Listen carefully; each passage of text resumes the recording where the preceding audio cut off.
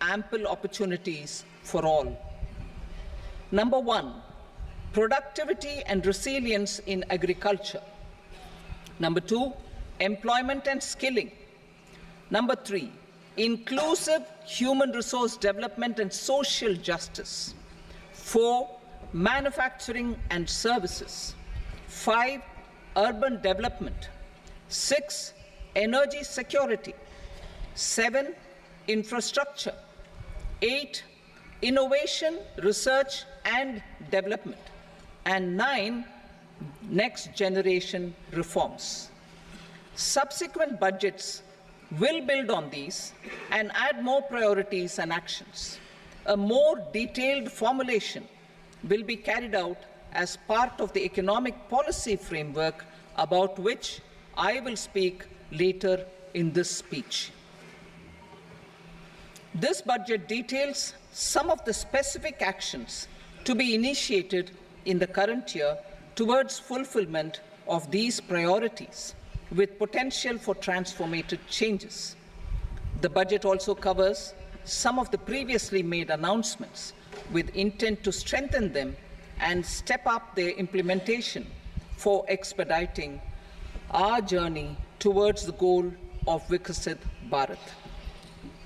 Priority 1, productivity and resilience in agriculture.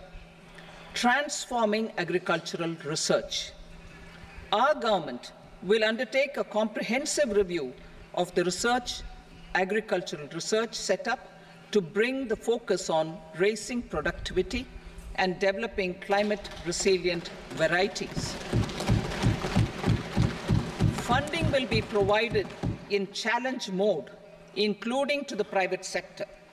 Domain experts, both from the government and outside, will oversee the conduct of such research. Release of new varieties. New 109 high-yielding and climate-resilient varieties of 32 field and horticultural crops will be released for cultivation by farmers. Natural farming. In the next 2 years, 1 crore farmers across the country will be initiated into natural farming, supported by certification and branding. Implementation will be through scientific institutions and willing gram panchayats. 10,000 need-based bio-input resource centers will be established. Missions for pulses and oil seeds. For achieving self-sufficiency in pulses and oil seeds, we will strengthen their production, storage, and marketing. As announced in the interim budget, a strategy is being put in place to achieve Atmanirbharta for oil seeds such as mustard, groundnut, sesame, soybean, and sunflower. Vegetable production and supply chains. Large-scale clusters for vegetable production will be developed closer to major consumption centers. We will promote farmer-producer organizations, cooperatives, and startups for vegetable supply chains, including for collection and storage and marketing. Digital public infrastructure for agriculture. Buoyed by the success of the pilot project, our government, in partnership with the states, will facilitate the implementation of the digital public infrastructure in agriculture for coverage of farmers and their lands in 3 years.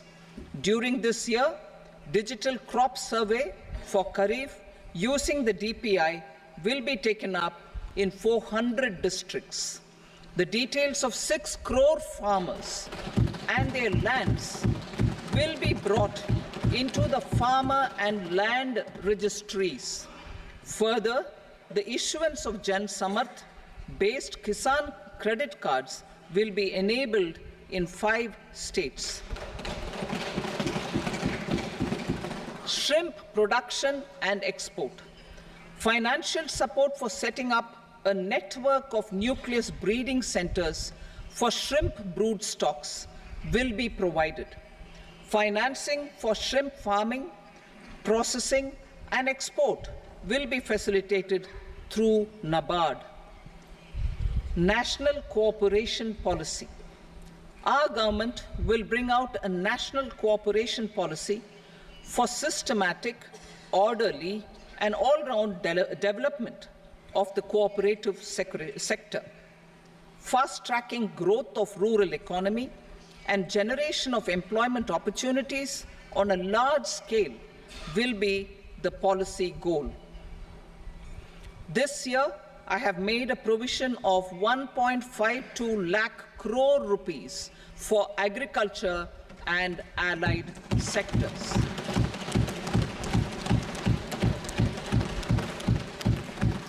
Priority 2, employment and skilling. Employment-linked incentive. Our government will implement following 3 schemes for employment-linked incentive as part of the Prime Minister's package. These will be based on enrollment in the EPFO and focus on recognition of first-time employees and support to employees and employers. Scheme A, first-timers. This scheme will provide 1 month wage to all persons newly entering the workforce in all formal sectors.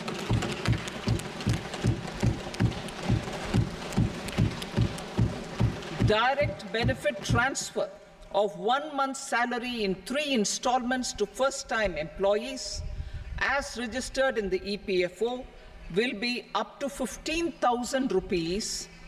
The eligibility limit will be a salary of 1 lakh per month.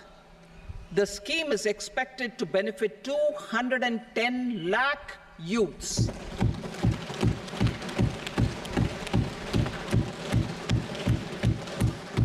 Scheme B, job creation in manufacturing. This scheme will incentivize additional employment in the manufacturing sector linked to the employment of first-time employees. An incentive will be provided at specified scale directly both to the employee and the employer with respect to the EPFO contribution in the first 4 years of employment. The scheme is expected to benefit 30 lakh youth entering employment and their employers.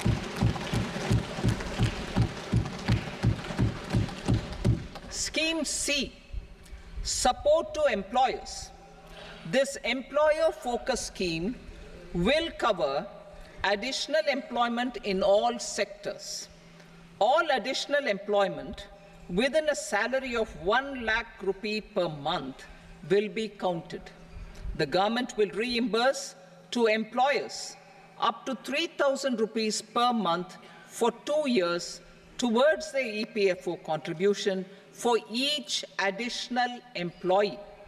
The scheme is expected to incentivize additional employment of 50 lakh persons.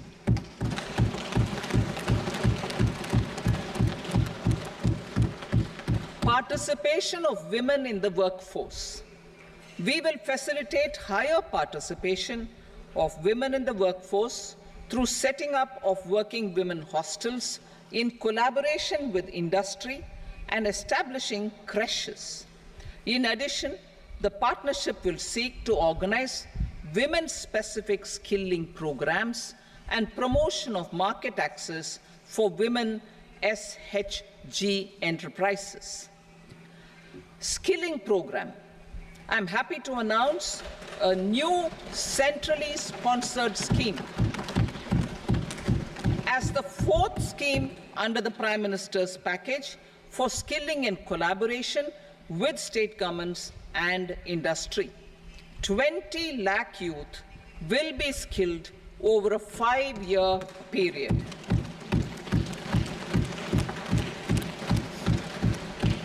"1,000 industrial training institutes will be upgraded in hub and spoke arrangements with outcome orientation. Course content and design will be aligned to the skill needs of industry, and new courses will be introduced for emerging needs. Skilling loans. The model skill loan scheme will be revised to facilitate loans up to 7.5 lakh rupees with a guarantee from a government-promoted fund. This measure is expected to help 25,000 students every year.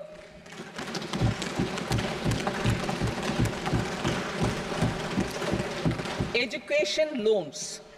For helping our youth who have not been eligible for any benefit under government schemes and policies, I am happy to announce a financial support for loans up to 10 lakh rupees for higher education in domestic institutions.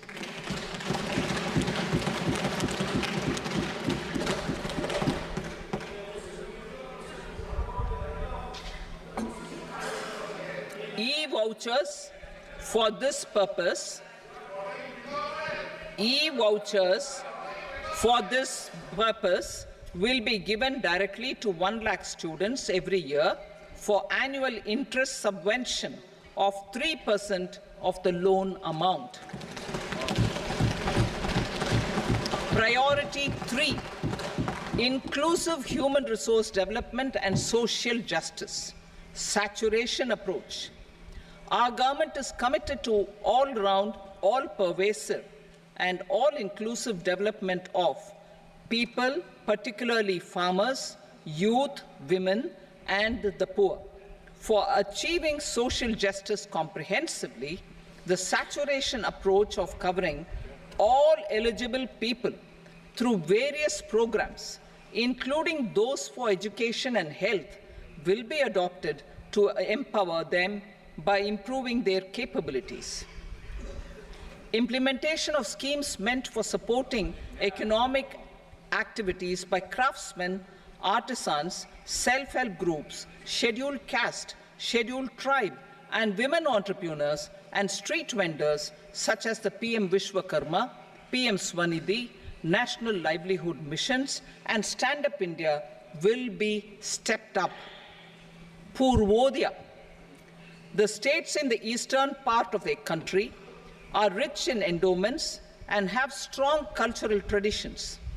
We will formulate a plan, Purvodaya, for the all-round development of the eastern region of the country, covering Bihar, Jharkhand, West Bengal, Odisha, and Andhra Pradesh. This will cover human resource development, infrastructure, and generation of economic opportunities to make the region an engine to attain Vikasit Bharat. On the Amritsar-Kolkata industrial corridor, we will support development of an industrial node at Gaya. This corridor will catalyze industrial development of the eastern region. The industrial node at Gaya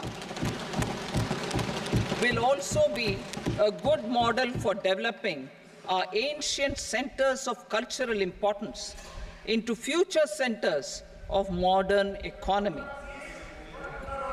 This model shall showcase Vikas B, Virasat B in our growth trajectory. We will also support development of road connectivity projects, namely 1. Patna-Purnia Expressway, 2. Buxar-Bhagalpur Expressway, 3. Bodh Gaya, Rajgir, Vaishali and Darbhanga spurs, and 4. Additional 2-lane bridge over River Ganga at Buxar at a total cost of 26,000 crore rupees.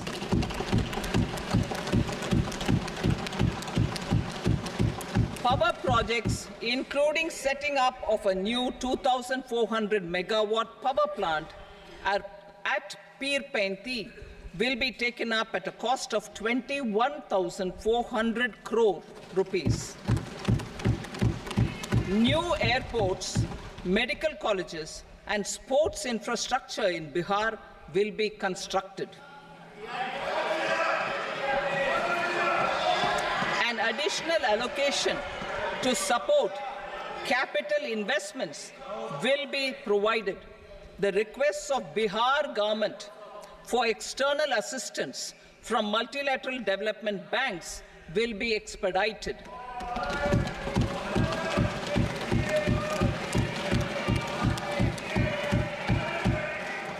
Andhra Pradesh Reorganization Act. Our government has made concerted efforts to fulfill the commitments in Andhra Pradesh Reorganization Act.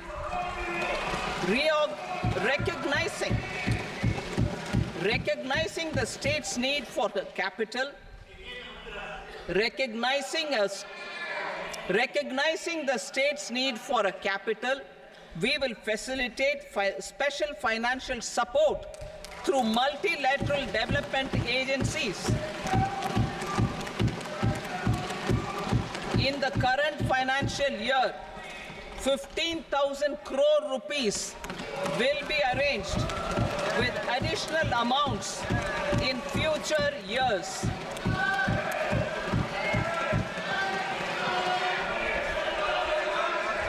Our government is fully committed to financing and early completion of the Polavaram irrigation project, which is the lifeline for Andhra Pradesh and its farmers. This will facilitate our country's food security as well. Under the Act, Andhra Pradesh Reorganization Act, for promoting industrial development, funds will be provided for essential infrastructure such as water, power, railways, and roads in Kopparthi node on the Visakhapatnam-Chennai Industrial Corridor and Varavakal node on the Hyderabad-Bengaluru Industrial Corridor. An additional allocation will be provided this year towards capital investment for economic growth. Grants for backward regions of Rayalaseema, Prakasham, North Coastal Andhra, as stated in the Act, will be provided. PM Awas Yojana. 3 crore additional houses under the PM Awas Yojana in rural and urban areas in the country have been announced, for which the necessary allocations are being made. Women-led development. For promoting women-led development, the budget carries an allocation of more than 3 lakh crore for schemes benefiting women and girls. This signals our government's commitment for enhancing women's role in economic development. Pradhan Mantri Janjatiya Unnat Gram Abhiyan. For improving the socio-economic condition of tribal communities, we will launch the Pradhan Mantri Janjatiya Unnat Gram Abhiyan by adopting saturation coverage for tribal families in tribal majority villages and aspirational districts.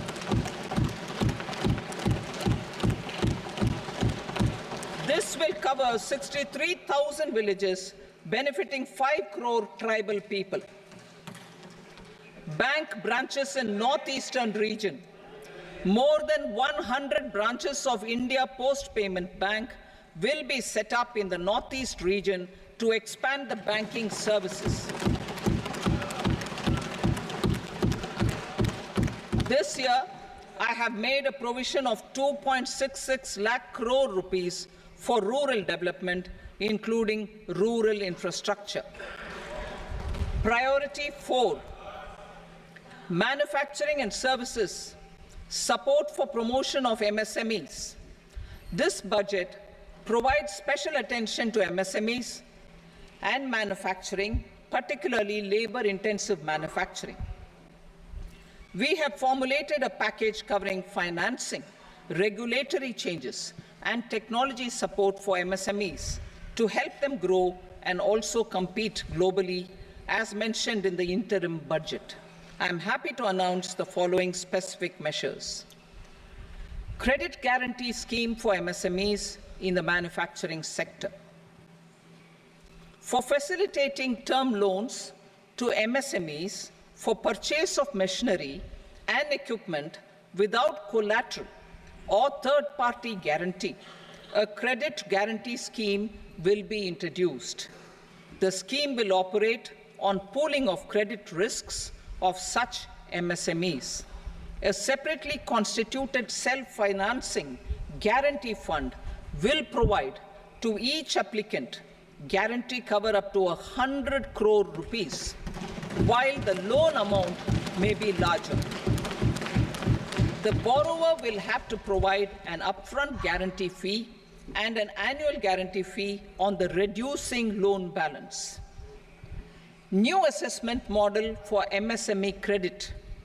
Public sector banks will build their own in-house capability to assess MSMEs for credit instead of relying on external assessment. They will also take a lead in developing or getting developed a new credit assessment model based on the scoring of digital footprints of the MSMEs in the economy. This is expected to be a significant improvement over the traditional assessment of credit eligibility based only on asset or turnover criteria. That will also cover MSMEs without a formal accounting system. Credit support to MSMEs during stress period. I'm happy to announce a new mechanism for facilitating continuation of bank credit to MSMEs during their stress period while being in special mention account, SMA stage, for reasons beyond their control. MSMEs need credit to continue their business and to avoid getting into the NPA stage. Credit availability will be supported through a guarantee from a government-promoted fund. Mudra loans. The limit of Mudra loans will be enhanced to 20 lakh from the current 10 lakh for those entrepreneurs who have availed and successfully repaid previous loans under the Tarun category. Enhanced scope for mandatory onboarding in trades. For facilitating MSMEs to unlock their working capital by converting their trade receivables into cash, I propose to reduce the turnover threshold of buyers for mandatory onboarding on the Trades platform from rupees 500 crore to 250 crore rupees. This measure will bring 22 more CPSCs and 7,000 more companies onto the platform. Medium enterprises will also be included in the scope of the suppliers. SIDBI branches in MSME clusters. SIDBI will open new branches to expand its reach to serve all major MSME clusters within 3 years and provide direct credit to them. With the opening of 24 such branches this year, the service coverage will expand to 168 out of 242 major clusters. MSME units for food irradiation, quality and safety testing. Financial support for setting up of 50 multi-product food irradiation units in the MSME sector will be provided. Setting up of 100 food quality and safety testing labs with NABL accreditation will be facilitated. E-commerce export hubs to enable MSMEs and traditional artisans to sell their products in international markets. E-commerce export hubs will be set up in public-private partnership mode. These hubs, under a seamless regulatory and logistic framework, will facilitate trade and export-related services under one roof. Measures for promotion of manufacturing and services. Internship in top companies. As the fifth scheme under Prime Minister's package, our government will launch a comprehensive scheme for providing internship opportunities in 500 top companies to 1 crore youth in 5 years. They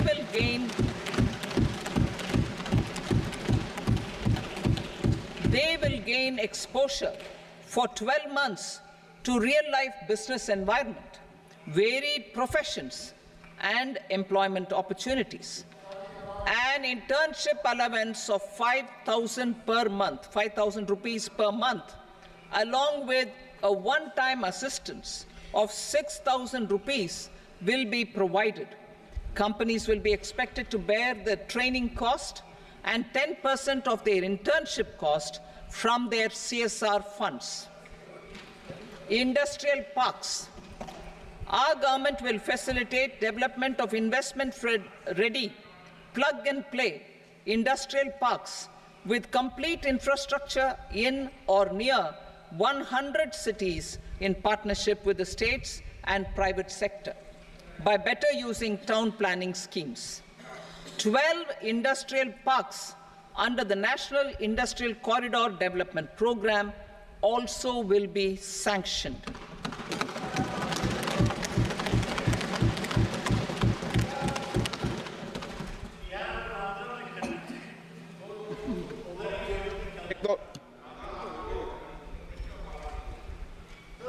Veggie paper, no. Please, Petty.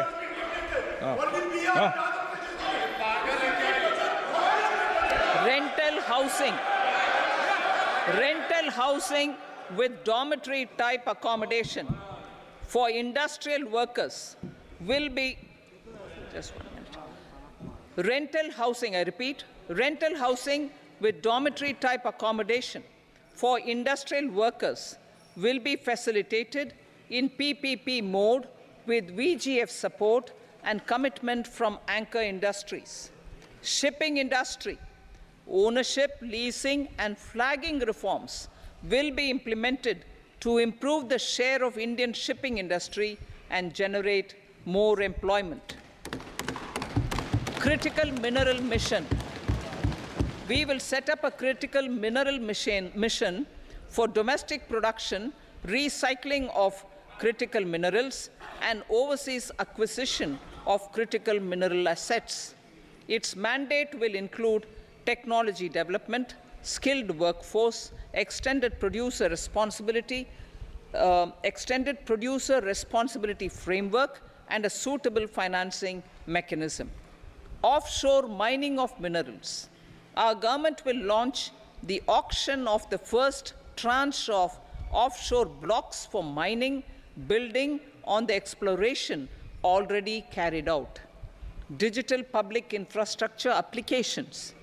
Turning to the services sector, I propose development of DPI applications at population scale for productivity gains, business opportunities, and innovation by the private sector.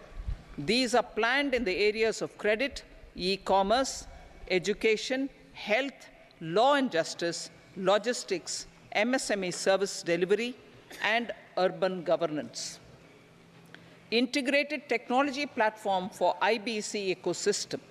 An integrated technology platform will be set up for improving the outcomes under the Insolvency Bankruptcy Code for achieving consistency, transparency, timely processing, and better oversight for all stakeholders. Voluntary closure of LLPs. The services of the Center for Processing Accelerated Corporate Exit, CPACE, will be extended for voluntary closure of LLPs to reduce the closure times. National Company Law Tribunals.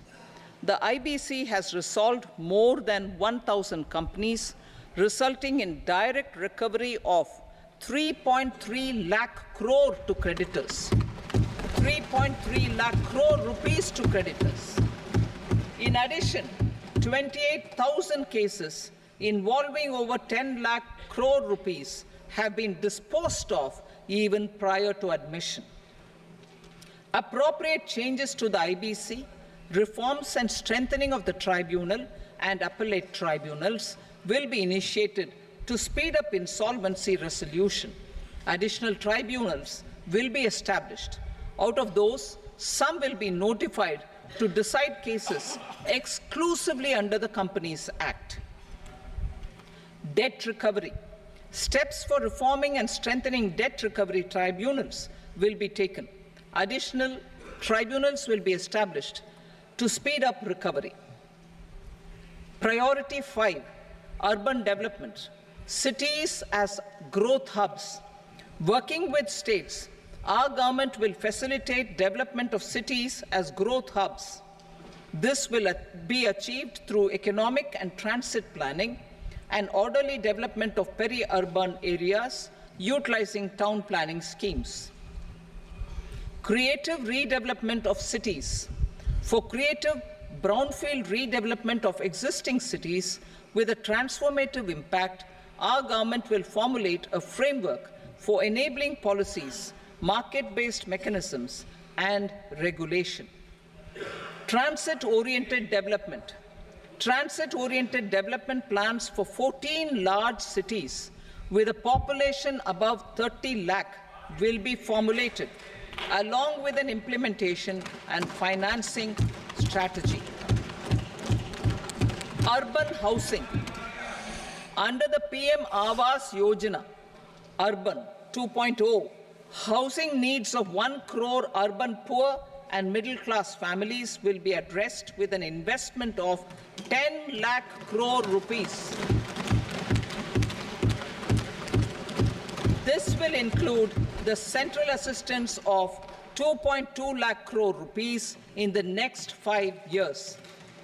A provision of interest subsidy to facilitate loans at affordable rates is also envisaged. In addition, enabling policies and regulations for efficient and transparent rental housing markets with enhanced availability will also be put in place. Water supply and sanitation. In partnership with state governments and multilateral development banks, we will promote water supply, sewage treatments, and solid waste management projects and services for 100 large cities through bankable projects. These projects will also envisage use of treated water for irrigation and filling up of tanks in nearby areas. Street markets. Building on the success of PM Swanidhi scheme in transforming the lives of street vendors, our government envisions a scheme to support each year over the next 5 years the development of 100 weekly hearts or street food hubs in select cities. Stamp duty. We will encourage states which continue to charge high stamp duty to moderate the rates for all and also consider further lowering duties for properties purchased by women. This reform will be made an essential component of urban development schemes. Priority 6, energy security, energy transition. In the interim budget, I had announced our strategy to sustain high and more resource-efficient economic growth, along with the energy security in terms of availability, accessibility, and affordability. We will bring out a policy document on appropriate energy transition pathways that balances the imperatives of employment, growth, and environmental sustainability. PM Surya Ghar Muft Bijli Yojana. PM Surya Ghar Muft Bijli Yojana. In line with the announcement in the interim budget,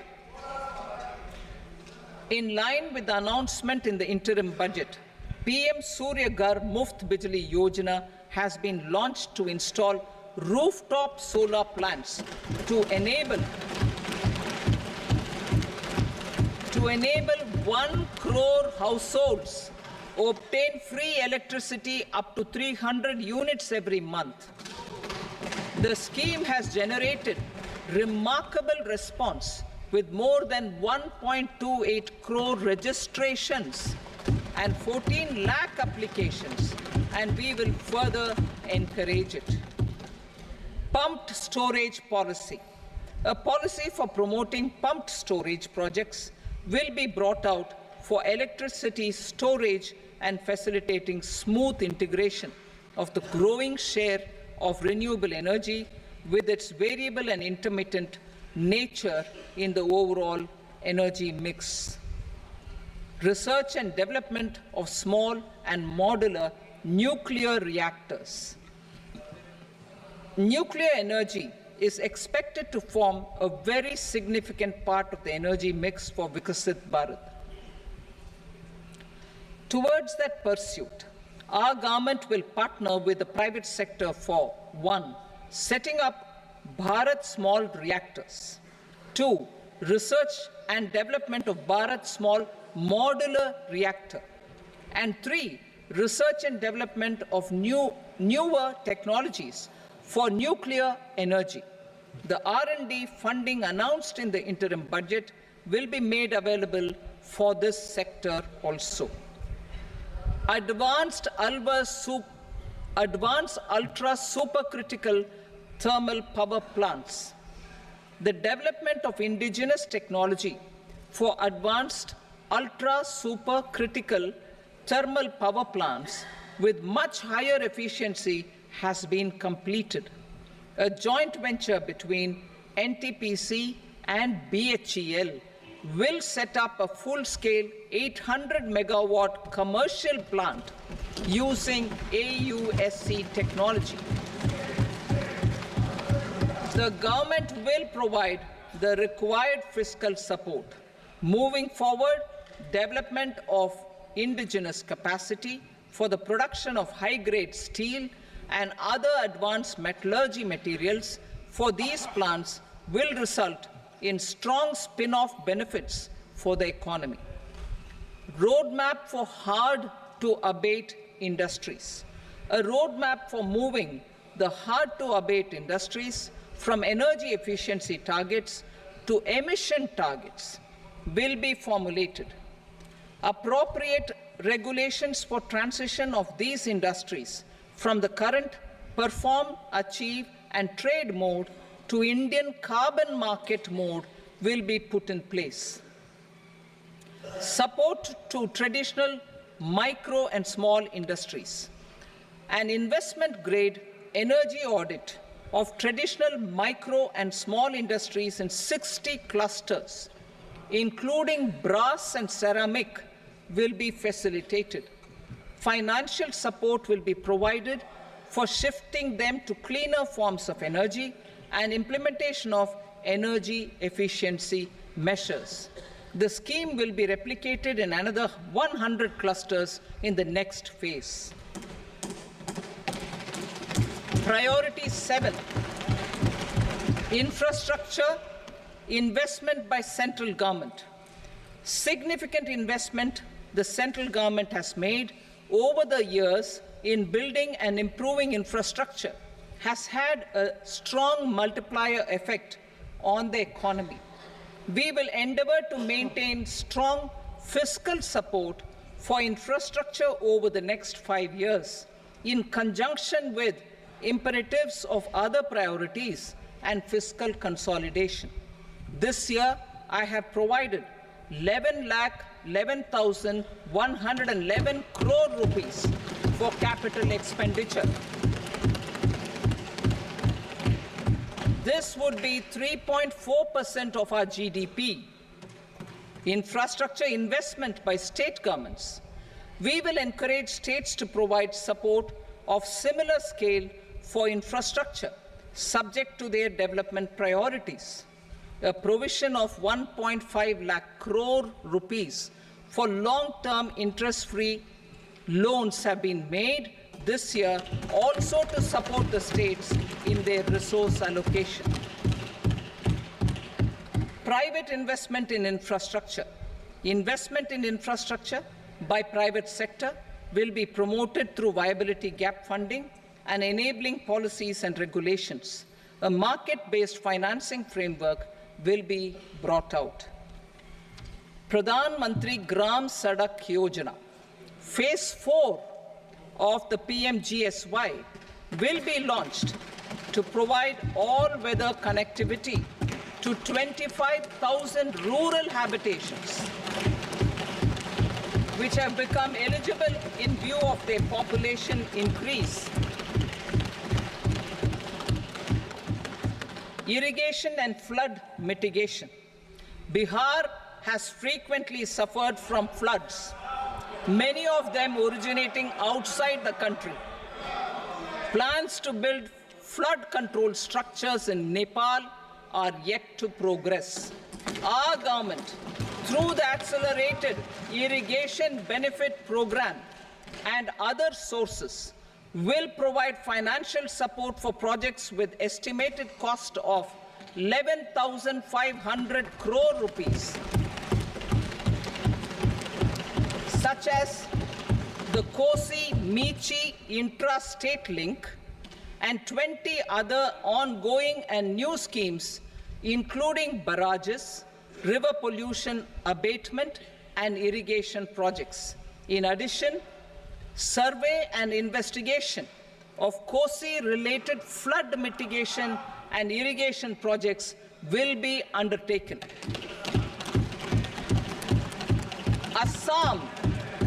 Assam grapples with floods every year by the Brahmaputra River and its tributaries originating outside India. We will provide assistance to Assam for flood management and related projects.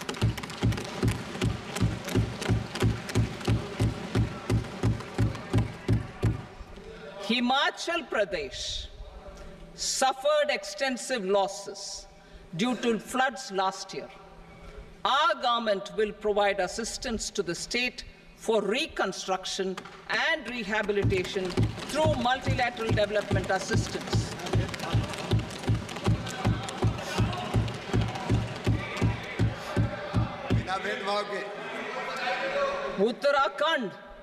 Uttarakhand too suffered losses due to cloudbursts and massive landslides.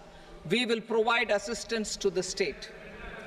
Recently, Sikkim witnessed devastating flash floods and landslides that wreaked havoc across the state. Our government will provide assistance to the state. Tourism. Tourism has always been a part of our civilization. Our efforts in positioning India as a global tourist destination will also create jobs, stimulate investments, and unlock economic opportunities for other sectors. In addition to the measures outlined in the interim budget, I propose the following measures. Vishnupad Temple at Gaya and Mahabodhi Temple at Bodh Gaya in Bihar are of immense spiritual significance. Comprehensive development of Vishnupad Temple Corridor and Mahabodhi Temple Corridor will be supported, modeled on the successful Kashi Vishwanath Temple Corridor to transform them into world-class pilgrim and tourist destinations. Rajgir holds immense religious significance for Hindus, Buddhists, and Jains. The 20th Tirthankara Muniswarata temple in the Jain temple complex is ancient. The Saptarishi or the 7 hot springs form a warm water Brahmkund that is sacred. A comprehensive development initiative for Rajgir will be undertaken. Our government will support the development of Nalanda as a tourist center, besides reviving Nalanda University to its glorious stature. Odisha's scenic beauty, temples, monuments, craftsmanship, wildlife sanctuaries, natural landscapes, and pristine beaches make it an ultimate tourism destination. Our government will provide assistance for their development to Odisha as well. Priority 8, innovation, research and development. We will operationalize the Anusandhan National Research Fund for basic research and prototype development. Further, we will set up a mechanism for spurring private sector-driven research and innovation at commercial scale with a financing pool of 1 lakh crore rupees in line with the announcement in the interim budget. Space economy. With our continued emphasis on expanding the space economy by 5 times in the next 10 years, a venture capital fund of 1,000 crore rupees will be set up. Priority 9, next generation reforms. Economic policy framework. We will formulate an economic policy framework to delineate the overarching approach to economic development and set the scope of the next generation of reforms for facilitating employment opportunities and sustaining high growth. Our government will initiate and incentivize reforms for 1. Improving productivity of factors of production, and 2. Facilitating markets and sectors to become more efficient. These reforms will cover all factors of production, namely land, labor, capital, and entrepreneurship, and technology as an enabler of improving total factor productivity and bridging inequality. Effective implementation of several of these reforms requires collaboration between the center and the states and building consensus as development of the country lies in development of the states. For promoting competitive federalism and incentivizing states for faster implementation of reforms, I propose to earmark a significant part of the 50-year interest-free loan. Working with the states, we will initiate the following reforms.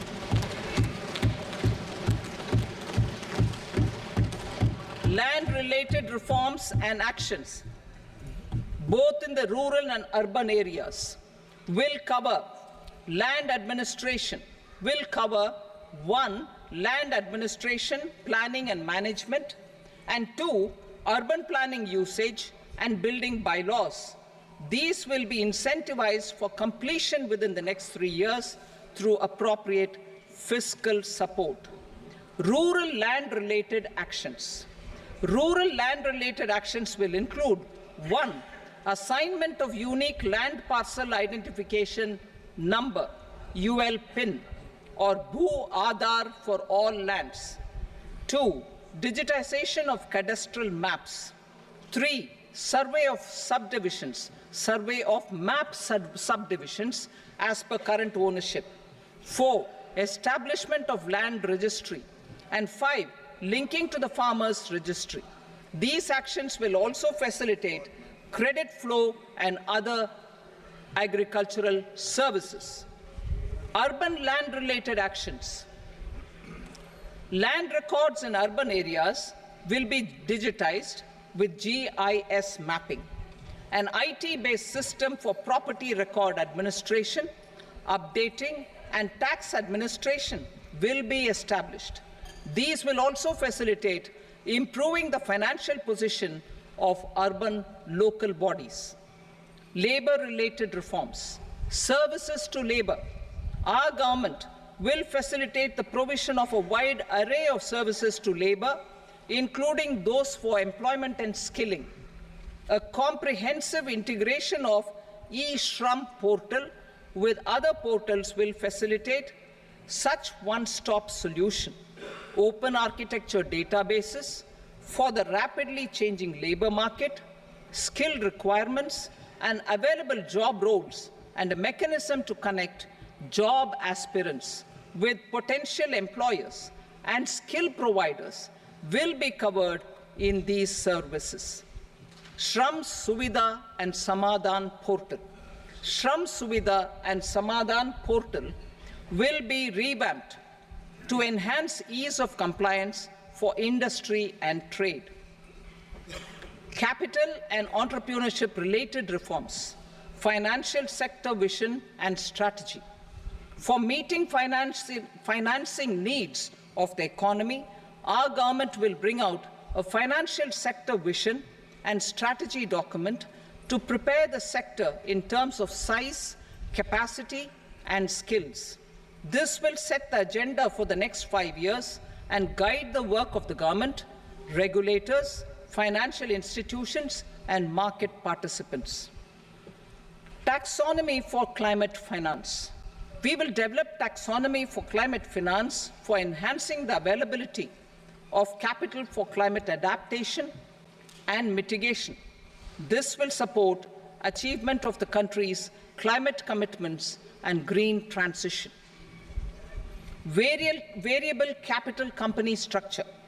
We will seek the required legislative approval for providing an efficient and flexible mode for financing leasing of aircrafts and ships and pooled funds of private equity through a variable company structure. Foreign direct investments and overseas investment. The rules and regulations for foreign direct investment and overseas investments will be simplified to 1. Facilitate foreign direct investments, 2. Nudge prioritization, and 3. Promote opportunities for using Indian rupee as a currency for overseas investment. NPS Vatsalya.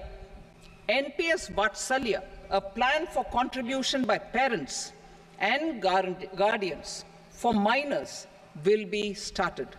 On attaining the age of majority, the plan can be converted seamlessly into a normal NPS account.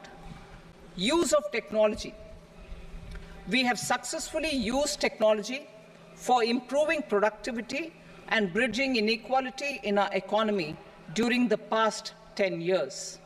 Public investment in digital infrastructure and innovations by the private sector have helped in improving access of all citizens, particularly the common people, to market resources, education, health and services. We will step up adoption of technology towards digitalization of the economy. Ease of doing business. For enhancing ease of doing business, we are already working on the Jan Vishwas Bill 2.0. Further, states will be incentivized for implementation of the business reforms, action plans, and digitalization. Data and statistics. For improving data governance, collection, processing and management of data and statistics, different sectoral databases, including those established under the Digital India Mission, will be utilized with active use of technology tools. New pension scheme. The committee to review the NPS has made considerable progress in its work. I'm happy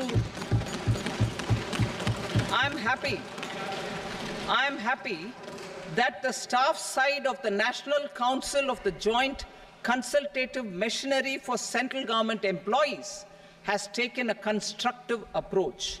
A solution will be evolved which addresses the relevant issues while maintaining fiscal prudence to protect the common citizens. Budget estimates for 24-25. For the year 24-25, total receipts other than borrowings and the total expenditure are estimated at 32.07 lakh crore rupees and 48.21 lakh crore rupees respectively. The net tax receipts are estimated at 25.83 lakh crore rupees. The fiscal deficit is estimated at 4.9% of the GDP. The gross and the net market borrowings through dated securities during 24-25 are estimated at 14.01 lakh crore rupees and 11.63 lakh crore rupees respectively. Both will be less than that in 23-24. The fiscal consolidation path announced by me in 2021 has served our economy very well, and we aim to reach the deficit below 4.5% next year. The government is committed to staying the course. From 2026-27 onwards, our endeavour will be to keep the fiscal deficit each year such that the central government's debt will be on a declining path as percentage of GDP. I will now move to Part B.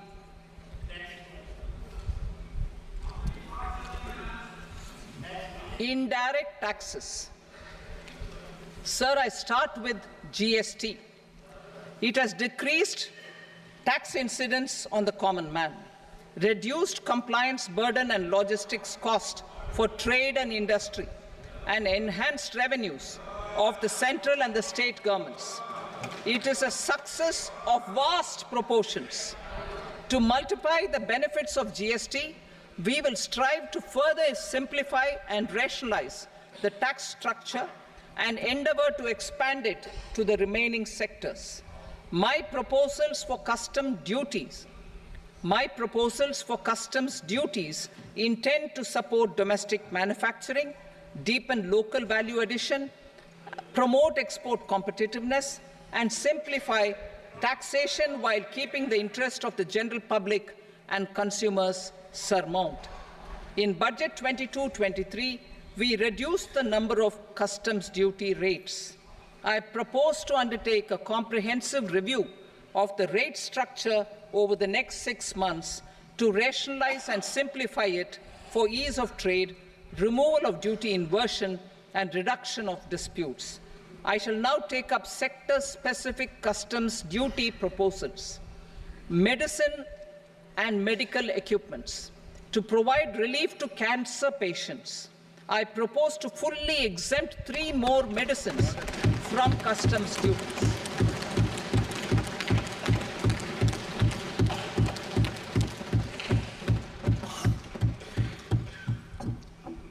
I also propose changes in the BCD on X-ray tubes and flat panel detectors for use in medical X-ray machines under the phased manufacturing program so as to synchronize them with the domestic capacity addition.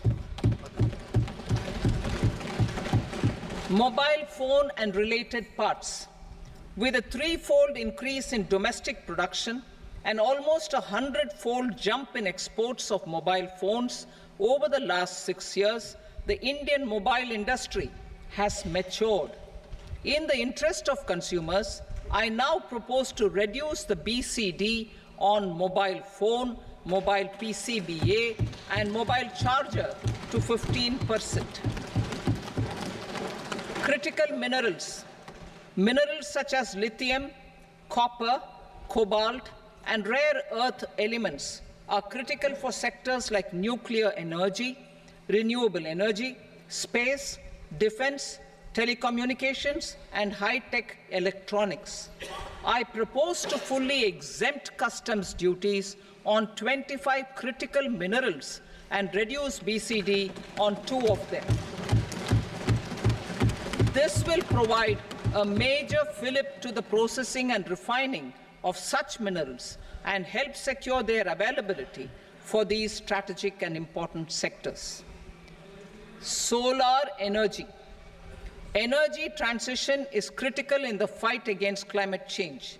To support energy transition, I propose to expand the list of exempted capital goods for use in the manufacture of solar cells and panels in the country. Further, in view of sufficient domestic manufacturing capacity of solar gas, glass and tinned copper interconnect, I propose not to extend the exemption of custom duties provided to them. Marine products. India's seafood exports in the last financial year touched an all-time high of more than 60,000 crores of rupees. Frozen shrimp accounted for about 2/3 of these exports. To enhance their competitiveness, I propose to reduce BCD on certain broodstock, polychaete worms, shrimp and fish feed to 5%. I also propose to exempt customs duty on various inputs for manufacture of shrimp and fish feed. Leather and textile. Similarly, to enhance the competitiveness of exports in the leather and textile sectors, I propose to reduce BCD on real down-filling material from duck or goose. I am also making additions to the list of exempted goods for manufacture of leather and textile garments, footwear, and other leather articles for export. To rectify inversion in duty, I propose to reduce BCD subject to conditions on methylene diphenyl diisocyanate, MDI, for manufacture of spandex yarn from 7.5 to 5%. Furthermore, the export duty structure on raw hides, skin, and leather is proposed to be simplified and rationalized. Precious metals. To enhance domestic value addition in gold and precious metal jewelry in the country, I propose to reduce customs duties on gold and silver to 6% and that of platinum to 6.4%. Other metals. Steel and copper are important raw materials. To reduce their cost of production, I propose to remove the BCD on ferronickel and blister copper. I am also continuing with nil BCD on ferrous scrap and nickel cathode and concessional BCD of 2.5% on copper scrap. Electronics. To increase value addition in the domestic electronics industry, I propose to remove the BCD subject to conditions on oxygen-free copper for manufacture of resistors. I also propose to exempt certain parts for manufacture of connectors. Chemicals and petrochemicals. To support existing and new capacities in the pipeline, I propose to increase the BCD on ammonium nitrate from 7.5% to 10%. Plastics. PVC flex banners are non-biodegradable and hazardous for environment and health. To curb their imports, I propose to raise the BCD on them from 10 to 25%. Telecommunication equipment. To incentivize domestic manufacturing, I propose to increase the BCD from 10 to 15% on PCBA of specified telecom equipment. Trade facilitation. To promote domestic aviation and boat and ship MRO, I propose to extend the period for export of goods imported for repairs from 6 months to 1 year. I'll read that again. To promote domestic aviation and boat and ship maintenance, repair and operations, I propose to extend the period for export of goods imported for repairs from 6 months to 1 year. In the same vein, I propose to extend the time limit for re-import of goods for repairs under warranty from 3 to 5 years. I now move to direct taxes.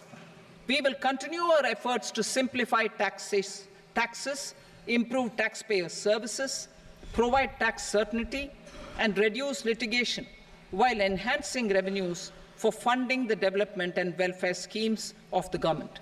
It has been our endeavour to simplify taxation. We have taken a number of measures in the last few years, including introduction of simplified tax regimes without exemptions and deductions for corporate tax and for personal income tax. This has been appreciated by taxpayers. 58% of corporate tax came from the simplified tax regime in the financial year 22-23. Similarly, as per data available till now, for the last fiscal, more than 2/3 have availed the new personal income tax regime. Comprehensive review of the Income Tax Act. I am now announcing a comprehensive review of the Income Tax Act 1961. The purpose is to make the Act concise, lucid, easy to read and understand. This will reduce disputes and litigation, thereby providing tax certainty to the taxpayers. I will also bring down the demand embroiled in litigation. It is proposed to be completed in 6 months. A beginning is being made in the Finance Bill by simplifying the tax regime for charities, TDS rate structures, provisions of reassessment and such provisions, and capital gains taxation. Simplification for charities and TDS. The two tax exemption regimes for charities are proposed to be merged into one. The 5% TDS rate on many payments is being merged into the 2% TDS rate, and the 20% TDS rate on repurchase of units by mutual funds or UTI is being withdrawn. TDS rate on e-commerce operators is proposed to be reduced from 1 to 0.1%. Moreover, credit of TCS is proposed to be given in the TDS to be deducted on salary. Further, I propose to decriminalize delay for payment of TDS up to the due date of filing statement for the same. I also plan to provide a standard operating procedure for TDS defaults and simplify and rationalize the compounding guidelines for such defaults. Simplification of reassessment. I propose to thoroughly simplify the provisions for reopening and reassessment.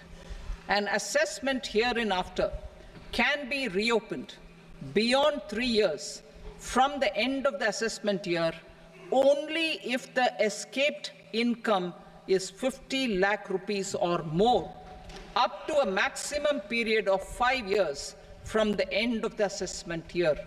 Even in such cases, a time limit of 6 years before the year of the search, as against the existing time limit of 10 years, is being proposed.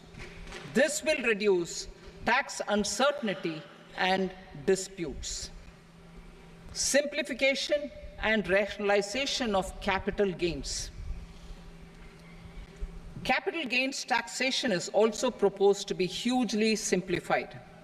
Short-term gains on certain financial assets shall henceforth attract a tax rate of 20%, while that on all other financial assets and all non-financial assets shall continue to attract the applicable tax rate. Long-term gains on all financial and non-financial assets, on the other hand, will attract a tax rate of 12.5%. For the benefit of the lower and the middle income classes, I propose to increase the limit of exemption of capital gains on certain financial assets to 1.25 lakh rupees per year. Listed financial assets held for more than a year will be classified as long-term, while unlisted financial assets and all non-financial assets will have to be held for at least 2 years to be classified as long-term. Unlisted bonds and debentures, debt mutual funds, and market-linked debentures, irrespective of holding period, however, will attract tax on capital gains at applicable rates. Taxpayer services. All the major taxpayer services under GST and most services under customs and income tax have been digitalized. All remaining services of customs and income tax, including rectification and order giving effect to appellate orders, shall be digitalized and made paperless over the next 2 years. Litigation and appeals.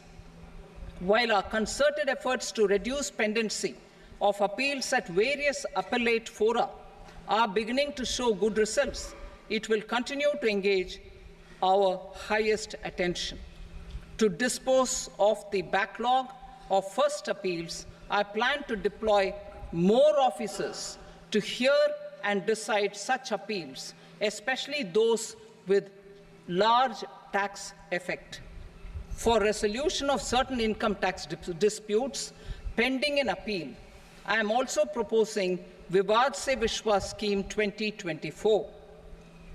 Further, I propose to increase monetary limits for filing appeals related to direct taxes, excise, and service tax in the tax tribunals, high courts, and Supreme Court to 60 lakh rupees, 2 crore rupees, and 5 crore respectively, with a view to reduce litigation and provide certainty in international taxation. We will expand the scope of safe harbor rules and make them more attractive. We will also streamline the transfer pricing assessment procedure. Employment and investment. I have a few proposals to promote investment and foster employment. First of all, to bolster the Indian startup ecosystem, boost the entrepreneurial spirit, and to support innovation, I propose to abolish the so-called angel tax for all classes of investors. Second, there is tremendous potential for cruise tourism in India. To give a fillip to this employment-generating industry, I am proposing a simpler tax regime for foreign shipping companies operating domestic cruises in the country. Third, India is a world leader in the diamond cutting and polishing industry, which employs a large number of skilled workers. To further promote the development of this sector, we would provide for safe harbor rates for foreign mining companies selling raw diamonds in the country. Fourth, to attract foreign capital for our development needs, I propose to reduce the corporate tax rate on foreign companies from 40% to 35%. Deepening the tax base. I have a couple of proposals for deepening the tax base. First, security transaction tax on futures and options of securities is proposed to be increased to 0.02% and 0.1% respectively. Second, for reasons of equity, I propose to tax income received on buyback of shares in the hands of recipients. Other proposals. To improve social security benefits, deduction of expenditure by employers towards NPS is proposed to be increased from 10 to 14% of the employee's salary. Similarly, deduction of this expenditure up to 14% of salary from the income of employees in private sector, public sector banks, and undertakings opting for the new tax regime is proposed to be provided. Indian professionals working in multinationals get ESOPs and invest in social security schemes and other movable assets abroad. Non-reporting of such small foreign assets has penal consequences under the Black Money Act. Such non-reporting of movable assets up to 20 lakh rupees is proposed to be depenalized. Other major proposals in the finance bill relate to withdrawal of equalization levy of 2%, expansion of tax benefits to certain funds and entities in IFSCs, and immunity from penalty and prosecution to Benamidar on full and true disclosure so as to improve conviction under the Benami Transaction Prohibition Act 1988. Personal income tax. Coming to personal income tax rates, I have two announcements to make for those opting for the new tax regime. First, the standard deduction for salaried employees is proposed to be increased from 50,000 to 75,000 rupees.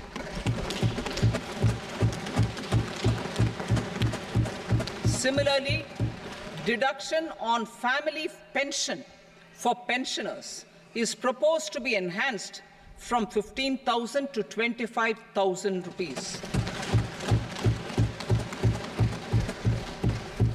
This will provide relief to about 4 crore salaried individuals and pensioners.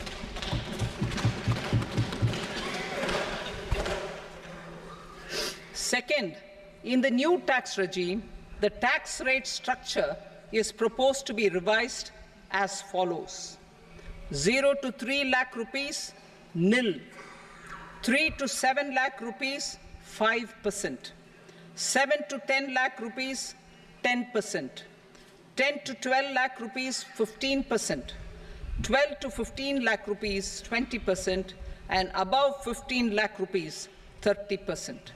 As a result of these changes, a salaried employee in the new tax regime stands to save up to 17,500 rupees in income tax.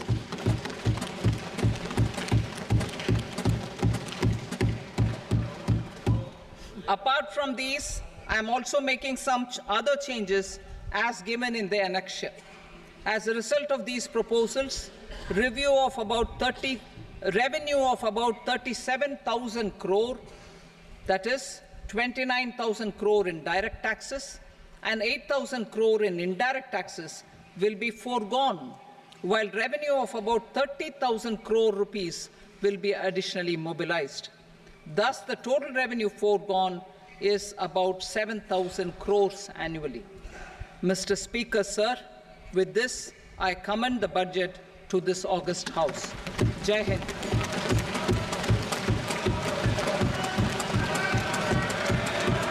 Item number 2. Item number 2.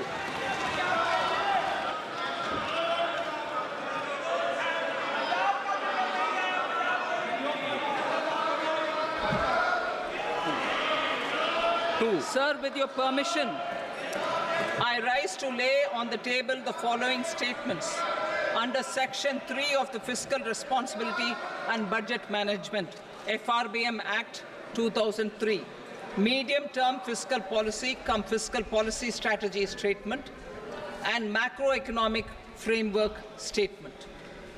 Item number 3. Sir, with your permission, I rise to move for leave to introduce the Finance Number 2 Bill 2024. प्रश्न ये कि विधेयक को पूरा स्थापित करने की अनुमति प्रदान की जाए। जो सदस्य इसके पक्ष में हाँ कहें, जो सदस्य विरोध में ना कहें। मेरे विचार में निर्णय हाँ वालों के पक्ष वा अनुमति प्रदान की जाती है। माननीय मंत्री जी, अब विधेयक पूरा स्थापित करें। Sir, I introduce the bill. Item number 4. The Union Territory of Jammu and Kashmir budget. Sir, I rise to present a statement, Hindi and English versions, of the estimated receipts and expenditure of the Union Territory of Jammu and Kashmir for the year 24-25. सभा की कार्रवाई कल बुधवार दिनांक 24 जुलाई 2024 को प्राप्त 11 बजे तक के लिए स्थगित की जाती है।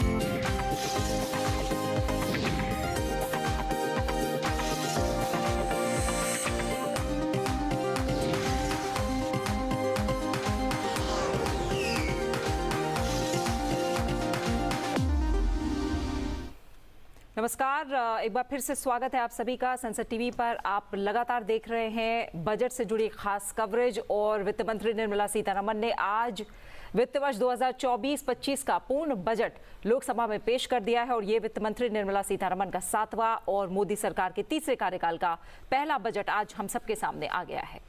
जी हाँ, जैसा कि हम कह रहे थे कि ये बजट विकसित भारत का बजट होगा। मोदी सरकार के इस बजट में वित्त मंत्री निर्मला सीतारमण ने कई बड़े ऐलान किए हैं। उन्होंने बजट में युवाओं के कौशल विकास, शिक्षा, कृषि और रोजगार सृजन जैसे क्षेत्रों पर विशेष ध्यान दिया है। वित्त मंत्री ने देश के पूर्वी राज्यों को देश की आर्थिक वृद्धि का इंजन बनाने के लिए विशेष योजनाओं का भी ऐलान किया और लोकसभा पहुंची वित्त मंत्री ने 11 बजे अपने बजट भाषण की शुरुआत की। क्या बड़ी बातें रही हैं, लगातार हम इसका विश्लेषण करेंगे और जो मुख्य बातें हैं उसमें 2 लाख करोड़ रुपए के प्रावधान के साथ युवाओं पर अच्छा खासा फोकस है। उनके लिए 5 स्कीम है जिनका जिक्र किया गया है और इससे 5 करोड़ से ज्यादा युवाओं को सीधा फायदा होगा और जो रोजगार सृजन है उसको प्रोत्साहन देने के लिए भी 3 स्कीम की घोषणा की गई है। जी हाँ, और कृषि से जुड़ी हुई भी बड़ी बातें की गई हैं बजट में। कृषि सेक्टर के लिए 1.52 लाख करोड़ रुपए का प्रावधान रखा गया है। एनर्जी सिक्योरिटी पर सरकार का फोकस रहा है। रोजगार बढ़ाने पर सरकार ने फोकस किया है और रोजगार बढ़ाने के लिए तमाम नई और बड़ी घोषणाएं की गई हैं। तो स्पीच की जो हाइलाइट्स रही हैं वो आप देख पा रहे हैं। 32 फसलों के लिए 109 किस्म लॉन्च की जाएंगी और कृषि सेक्टर का विकास पहली प्राथमिकता है। इस बात पर जोर दिया है वित्त मंत्री निर्मला सीतारमण ने। युवाओं पर फोकस है, 2 लाख करोड़ रुपए का प्रावधान इसके लिए किया गया है। खास तौर से रोजगार और स्किल डेवलपमेंट पर फोकस किया गया है और शुरुआत में ही स्किलिंग को लेकर, रोजगार को लेकर, युवाओं को लेकर बजट भाषण की शुरुआत हुई थी। गरीबों पर इसका फोकस है, ग्रामीण इलाकों पर बजट को फोकस किया गया है और पहली बार जो नौकरी वाले व्यक्ति होंगे, जो युवा होंगे, उन्हें अतिरिक्त पीएफ मिलेगा और 5 साल में 4 करोड़ युवाओं को रोजगार देने का लक्ष्य रखा गया है। शिक्षा की बात करें तो रोजगार और कौशल के लिए 1.48 लाख करोड़ रुपए का प्रावधान रखा गया है। बिहार में 3 एक्सप्रेसवे बनाने के लिए फंड जारी किया जाएगा। पटना पूर्णिया एक्सप्रेसवे तैयार किया जाएगा। बड़ी घोषणाएं बिहार के लिए, उड़ीसा के लिए और आंध्र प्रदेश के लिए की गई है। इस बजट में उच्च शिक्षा की बात करें तो उसके लिए भी प्रावधान रखा गया है। SC, ST और OBC समाज के कल्याण के लिए ये बजट बहुत ही खास रहा है। 10,000 बायोफ्यूल प्लांट भी लगाए जाएंगे, इसका प्रावधान रखा गया है। रोजगार और स्किल के लिए 3 नई योजनाएं सामने लाई गई हैं। पहली, नौकरी के लिए 1 महीने का भत्ता मिलेगा। ये पहली बार हो रहा है भारत में कि किसी नौकरी के लिए पहली बार नौकरी करने पर भत्ता भी दिया जाएगा।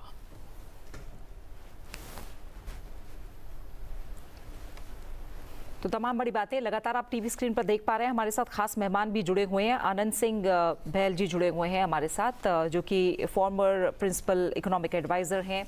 आपका बहुत बहुत स्वागत है आनंद सिंह जी। बजट पर पहला रिएक्शन आपका, क्या कहेंगे? ये बजट मोदी सरकार 3.0 का पहला बजट है एंड जैसा कि हमें अनएक्सपेक्टेड लाइंस था, ये बहुत ही महत्वपूर्ण बजट है। जो उन्होंने इंटरिम बजट में ब्रॉड दायरा रखा था उसको कंसोलिडेट किया है एंड जो देश के सामने बड़ी बड़ी मुद्दे हैं, सबसे important employment, agriculture, MSME sector along expected lines, उस पर सरकार ने काफ़ी जोर दिया है एंड इट इज़ इस पे भारत की इकॉनमी पे इसका बहुत ही अच्छा असर पड़ेगा और जो हमारी इकॉनमी पूरे देश विदेश में इतना अच्छा काम कर रही है, इतना रेजिलियंस कर रही है, उन सब चीज़ों को देखते हुए ये भारत सरकार ने बहुत ही अच्छा बोल्ड बजट पेश किया है एंड इससे हमारे GDP ग्रोथ पे, हमारे इंक्लूसिव ग्रोथ पे बहुत ही अच्छा असर पड़ेगा। खाली रोजगारी नहीं, हम देख रहे हैं कि युवाओं की शिक्षा, उच्च शिक्षा पर भी खासा जोर दिया गया है।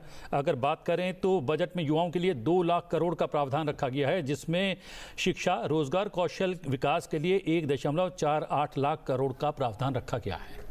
हाँ, कौशल विकास तो बहुत ही इम्पोर्टेंट मुद्दा है अब हमारे देश के लिए। हमें सब मालूम है कि भारत में लेबर सप्लाई इतनी ज़्यादा है बट कई बार वो कौशल हमें नहीं मिलता है। सो इतने लोग, इतने युवा होते हुए भी, इतने काम करने वाले होते हुए भी अक्सर हमारे फैक्ट्री वाले कंप्लेन करते हैं कि हमें वो कौशल नहीं मिल रहा है। तो ये जो हमारी कौशल मंत्रालय है, जो हमारे कौशल के रेगुलेटर्स हैं, ये सब इस पे लगे हुए हैं और इस बजट में खास करके बहुत बड़ा जोर दिया गया है कि ये कौशल, इनके कौशल में वृद्धि हो एंड इनसे केवल उन्हें नौकरी ही ना मिले बट सस्टेनेबल नौकरी मिले। एक तो होती है कि छोटी मोटी आपको नौकरी मिल गई एमएसएमई सेक्टर में, पर उससे आपका काम नहीं चलता है। बट कौशल के बाद आपको जो नौकरी मिलेगी वो will be at a much more comfortable level and वो आपके लिए सस्टेनेबल होगा। रोजगार की बात करें तो एक टारगेट भी सेट किया गया है, 4 करोड़